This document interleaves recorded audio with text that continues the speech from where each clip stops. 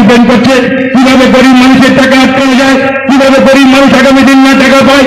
এটা হচ্ছে ভারতীয় জনতা পার্টি আর অন্যান্য রাজনৈতিক দলের বৈশিষ্ট্য হয়েছে। তাই আমি আপনাদের কাছে বিনয়ের সঙ্গে বলতে চাই, শুধু নিজেদের বিবেককে প্রশ্ন করে দেখবেন ফুলতলির মাটিতে দাঁড়িয়ে 2021 সালের আগে কি অবস্থা, কি পরিস্থিতি ছিল, আর আজকের 2024 সালের দাঁড়িয়ে তখন থেকে 2021 সালে আপনারা তৃণমূল কংগ্রেসের প্রার্থী হিসেবে আমাকে নির্বাচিত করেছিলেন। তার পরবর্তী সময়ে ফুলতলির রাস্তাঘাট থেকে শুরু করে সার্বিক ডেভেলপমেন্ট থেকে শুরু করে, হ্যাঁ আমরা কথা দিয়ে বলতে পারি যে বিগত 47 বছরের খিদে মাত্র 3 বছরে আমরা পূরণ করতে পারিনি।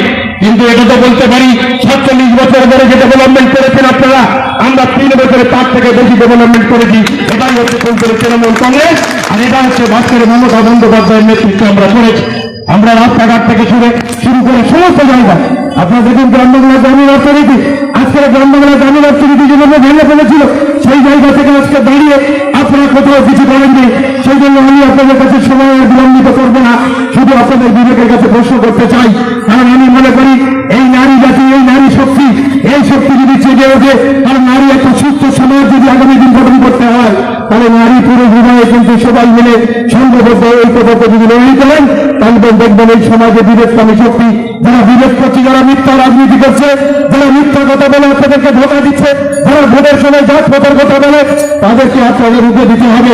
কারণ আমাদের মহিলারা ফুলতলির মাটিতে দাঁড়িয়ে আপনারা যেভাবে সংঘবদ্ধ হয়েছেন, প্রত্যেকটা বুথে, প্রত্যেকটা পাড়ায়, প্রত্যেকটা মহলায়, প্রত্যেকটা অঞ্চলে, প্রত্যেকটা বিধানসভা, প্রত্যেকটা ব্লকে আপনাদের সংঘবদ্ধ হয়ে রাজনীতি করতে হবে। আপনাদের সংঘবদ্ধ হয়ে একটা জিনিস খালি মাথায় রাখতে হবে, যারা একটা ঘটনা ঘটলে যেমন শুকুন নিচের ভাগাড়ের দিকে তাকিয়ে থাকে, তখন পশ্চিমবঙ্গে একটা ঘটনা ঘটবে আর সেই ঘটনাকে কেন্দ্র করে অতিরঞ্জিত করে রাজনীতির রং মাটাবে। এটাই হচ্ছে অন্যান্য রাজনৈতিক দলের পরিকল্পনা। আর মমতা বন্দ্যোপাধ্যায়, যিনি আজকের পশ্চিমবঙ্গে যখন প্রাকৃতিক বিপর্যয় ঘটে সেইখান থেকে শুরু করে সমস্ত জায়গায় যখন অত্যন্ত প্রহরীর মতো কোথাও যদি কোনো একটা ঘটনা ঘটে থাকে, মমতা বন্দ্যোপাধ্যায় রেয়াক্ট করে না, সঙ্গে সঙ্গে বলে এই ঘটনার উপযুক্ত ব্যবস্থা নেওয়া হোক। আজকের দিনে দাঁড়িয়ে আপনাদের মনে আছে আজীবন নিয়ে দাঁড়িয়ে এখানে ভারতীয় জনতা পার্টি, অন্যান্য রাজনৈতিক দল যারা আছে, তারা শুধু ফুলতলি নয় গোটা পশ্চিমবঙ্গ জুড়ে কখনো মোমবাতি মিছিল করেছে, কখনো অঙ্গ মিছিল করেছে, কখনো এখানে দাঁড়িয়ে বড় স্টেটমেন্ট করেছে, অনেক জায়গায় মিডিয়ায় দাঁড়িয়ে, সোশ্যাল মিডিয়ায় দাঁড়িয়ে, টিভির পর্দায় দাঁড়িয়ে শুধু মানুষ মিথ্য ভাষণ দিয়েছে। আর এমন করে বলেছে মনে হয় যেন মমতা বন্দ্যোপাধ্যায় দোষী আছে। এটাই হচ্ছে ভারতীয় জনতা পার্টি, এটা হচ্ছে অন্যান্য রাজনৈতিক দল, এরা বিভিন্নভাবে বিভিন্ন রং মাখিয়ে বিভিন্ন কথা বলেছে। আমি খালি একটা কথা, একটা প্রশ্ন করতে চাই, এত তো কুমিরের মোরা খান্না কেঁদেছিলেন, তাহলে অপরাজিতা বিল পশ্চিমবঙ্গ সরকার 3.5 মাস আগে যে বিল পশ্চিমবঙ্গ বিধানসভায় থেকে পাশ হয়ে গেল, সেই বিল কেন আইনে পরিণত হয়নি? ভারতীয় জনতা পার্টি প্রশ্নের উত্তর দিতে পারবেন? যারা বামপন্থী করেন, যারা বামপন্থী করে আর্জি করে, যে সমস্ত ডাক্তার সংগঠনের মধ্য দিয়ে নাটক করেছিলেন, বিভিন্ন জায়গায় বলেছিলেন, স্ট্রাইক থেকেছিলেন, আপনারা বলেছিলেন এই ঘটনার বিচার যদি না হয় তাহলে আমরা গণ ধর্মঘট ডাকবো স্বাস্থ্য কেন্দ্র, হসপিটালগুলিতে।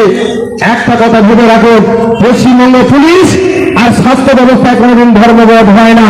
এই নির্লজ্জ সরকারের আমলে আমরা দেখেছি এই স্বাস্থ্য ব্যবস্থায় যেখানে ডাক্তারদের বলা হয় ভগবানের পরস্থান, সেই করে দাঁড়িয়ে কতিপয় ডাক্তার, অনেক ডাক্তার আছে ভালো, কিন্তু কতিপয় ডাক্তার যারা নাটক করেছিল, বলেছিল আমরা অনশন করছি, এই ঘটনার দোষীদের বিচার চাই। আর তারা যখন এই অনশন চলছিল আর সেখানে প্রাইভেটে গিয়ে স্বাস্থ্যসাথী কার্ডে সেখানে পরিষেবা দিয়েছে মানুষকে, এবং সেখান থেকে বহু প্রায় কয়েক হাজার কোটি টাকা নিয়েছে, সেই টাকার বিচার গত 2 দিন আগে মমতা বন্দ্যোপাধ্যায় বিধানসভায় বলেছে।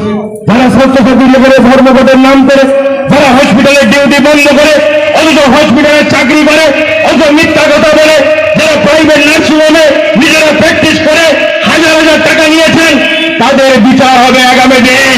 আগামী দিন এই ডাক্তারদের বিচার হবে যারা মিথ্যা কথা বলেছিল, যারা বলেছিল মমতা বন্দ্যোপাধ্যায়ের সঙ্গে আমরা বৈঠক করব, লাইভ স্ক্রিনিং দেখাতে হবে, অর্থাৎ টিভির পর্দায় দেখাতে হবে। মমতা বন্দ্যোপাধ্যায় বলেছিলেন আমি এগ্রি করছি, খাচ্ছ ধান যাচ্ছে কোথায়, সুদূরে নেওয়া ফলে। তাই মমতা বন্দ্যোপাধ্যায় ডাক্তারি পরীক্ষায় যখন সিসি ক্যামেরার ব্যবস্থা লাইভ স্ক্রিনিং করে দিয়েছে, তারপরে আবার বলছে এটা কি ধরনের সম্ভব, লাইভ স্ক্রিনিং কেন হবে? এটাই হচ্ছে এই বিচারিতা। আর আজকের যারা বামপন্থী সংগঠন করে, যারা নকশাল করে, বিগত দিনে আমরা দেখেছি লালগড় থেকে বিভিন্ন জায়গায় জঙ্গলমহল, মানুষ যেখানে পিঁপড়ের ডিম খেয়েছিল, ডিম খেয়ে জীবন জীবিকা নির্বাহ করত, আর সেইখানে দাঁড়িয়ে আজকের লালগড় জঙ্গলমহল হাসছে। আজকের খাদ্য সাথী প্রকল্পের মাধ্যমে মানুষ আজকের সেখানে বিনা পয়সা চাল পাচ্ছে।